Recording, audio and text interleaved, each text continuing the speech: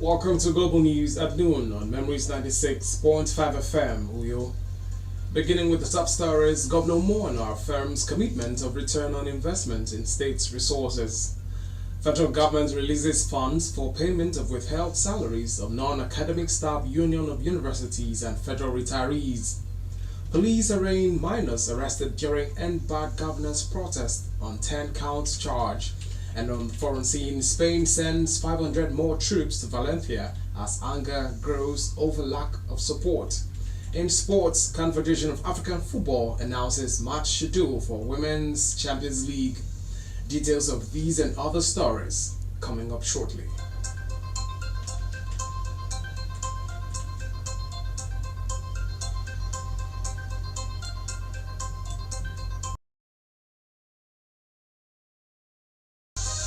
Thank you so much for joining us on the news at this hour. My name is NYAKNNO, Albert. And now the news in full.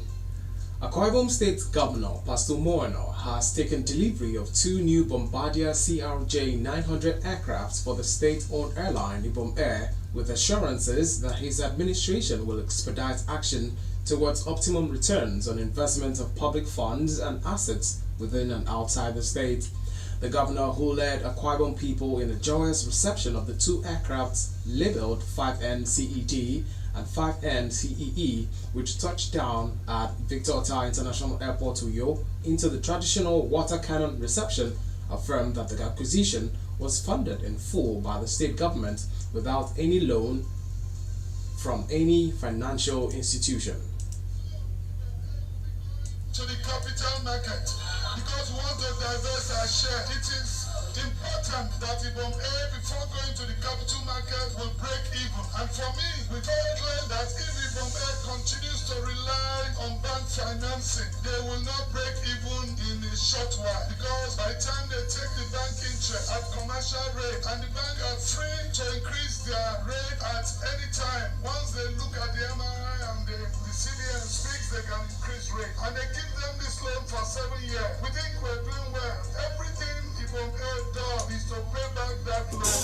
And by the time it's 7 years, the engines of the aircraft are probably due for overhauling. So they take back loan again and overhaul and come back again. It becomes a vicious circle. And we are determined to break that circle. And that is what we have done by this acquisition of these two aircraft. Our Government House correspondent Vanessa Harrison reports that besides the 18-story complex underway in Nigeria's economic capital, Lagos State, the governor announced that his administration will soon flag off a 4-star hotel on the state-owned property in the Federal Capital Territory, Abuja, an international market in Enquiry, while the international terminal at the Victor Ota International Airport will soon commence partial operation by December, ahead of its full operation in 2025. The governor lauded the impressive performance of Ibom Air in the Nigerian aviation industry and tasked the management to ensure the airline declares profit in 2025 to justify the investment of the state funds, urging them to prioritize the flight need of Akwa Ibom travelers by ensuring Uyo inbound and outbound flights are not truncated. But I'd like to make an appeal. Let charity begin at home. Ibom Air, please give us increased flights. People have called me, they've complained that how can we be shareholders and then Ibom Air is spreading herself thin. You will not be able to do all the routes in Nigeria. Let us come back home, look at it. The people you are flying elsewhere, they are paying money. Here too, we are paying money. Let us look at the economy. Don't keep us at the airport overnight. With these two new aircraft this Christmas, I don't want to hear of any cancellation. If you cancel your flight, we will not support you again. Don't cancel any flight into Uyo or out of Uyo. Chief Operating Officer, please give us flights. Two aircraft to fly off because it is our own. Let us have the first right of refusal in this our business. Nobody will fly on credit. Not even the governor will fly on credit.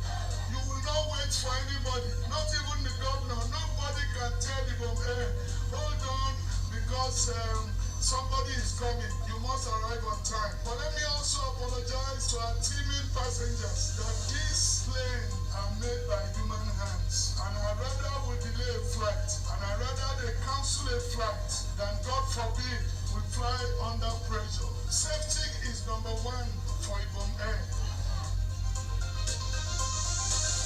The governor also made a stopover at the site for Ibom Vision Village and assured that the project will be flagged off in 2 weeks.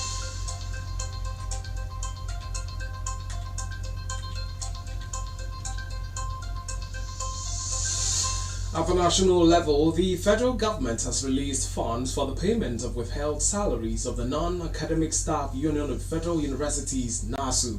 According to a statement issued by the Office of the Accountant General of the Federation, the federal government has also released funds for the payment of benefits to retirees under the Nigerian Union of Pensioners Contributory Pension Scheme sector.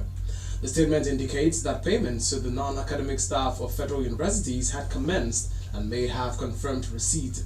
The development comes on the heels of the commencement of the nationwide strike by NASU and the Senior Staff Association of Nigerian Universities (SANU) last Sunday.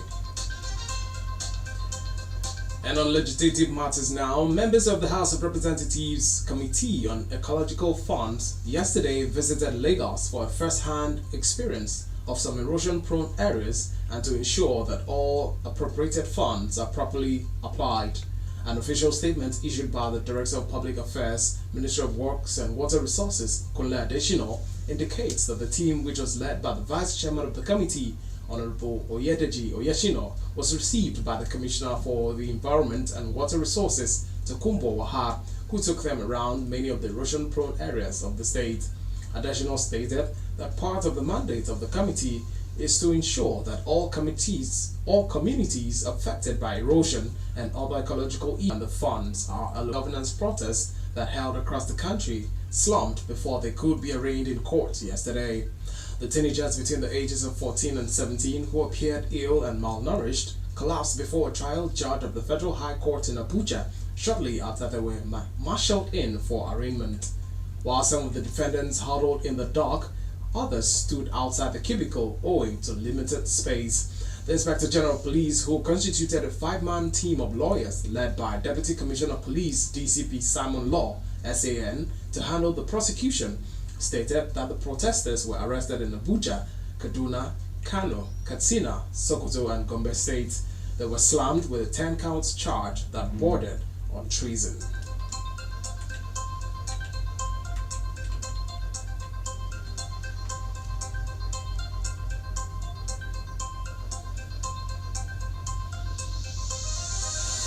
And now, the Nigerian National Petroleum Company Limited (NNPCL) says the $25 million African Atlantic Gas Pipeline project is set to achieve land acquisition and resettlement. Group Chief Executive Officer of NNPCL, Enquiry, announced this during the Economic Committee of West African States (ECOWAS) inter-ministerial meeting of the Nigeria-Morocco Gas Pipeline project in Abuja. While noting the progress made in the project, he added that the Frontier Engineering Design Phase 2 has now been completed. Represented by the Executive Vice Chairman, Gas and Power at the NNPCL, Olalekon Ogunleye, Enquiry said the decisions at the meeting has objectives of ensuring positive impact on the future projects, the nation's economies, and people's lives.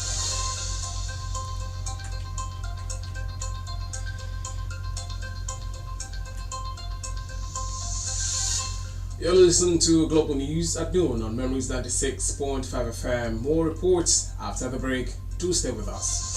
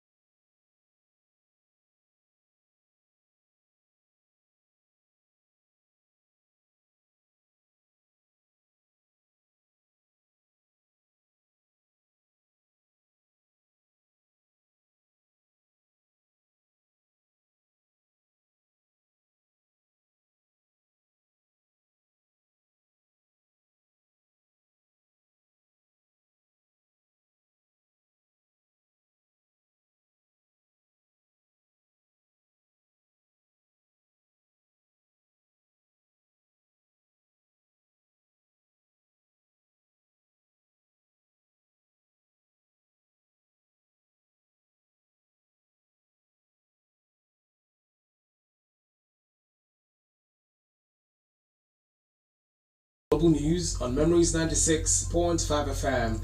And now to the rest of the news.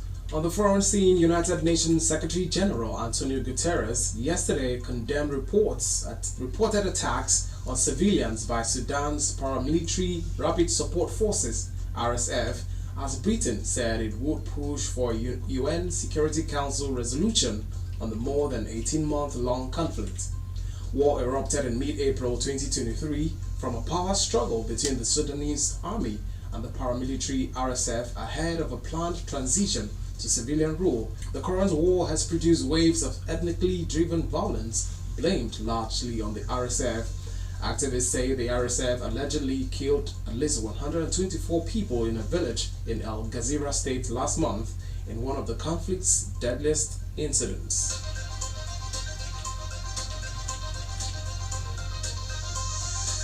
And in Spain, a further 500 soldiers are being deployed to the Valencia region as residents criticize local authorities over their response to the catastrophic flooding there. More than 200 people are known to have died, with most fatalities in and around Valencia, but the death toll is expected to rise further. Heavy rains that began on Monday caused floods that have destroyed bridges and covered towns with mud, cutting off communities and leaving them without water, food, or electricity.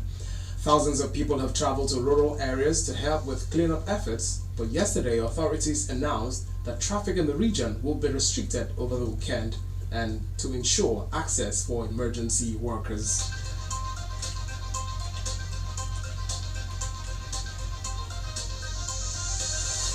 In sports, the Confederation of African Football (CAF) has released the final schedule for the CAF Women's Champions League, scheduled to take place in Morocco.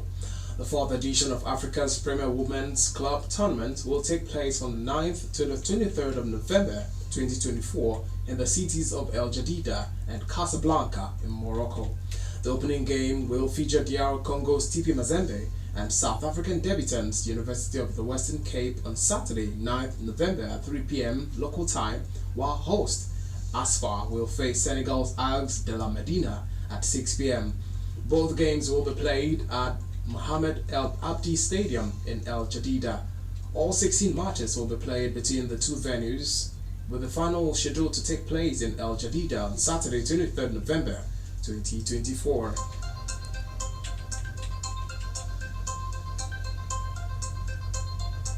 And that's global news on Memories 96.5 FM. But before we go, let's take a recap of the top stories.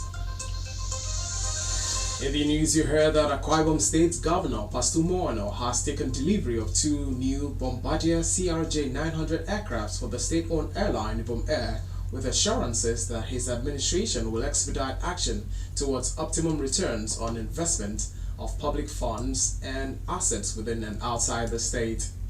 You also heard that the federal government has released funds for the payment of withheld salaries of the Non-Academic Staff Union of Federal Universities, NASU.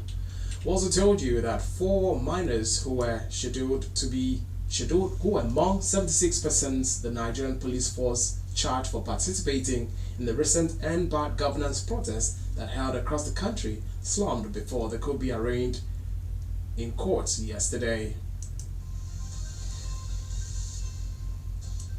And on the foreign scene, a further 500 soldiers are being deployed to the Valencia region as residents criticize local authorities over their response to the catastrophic flooding there. In sports, the Confederation of African Football (CAF) has released the final schedule for the CAF Women's Champions League, scheduled to take place in Morocco.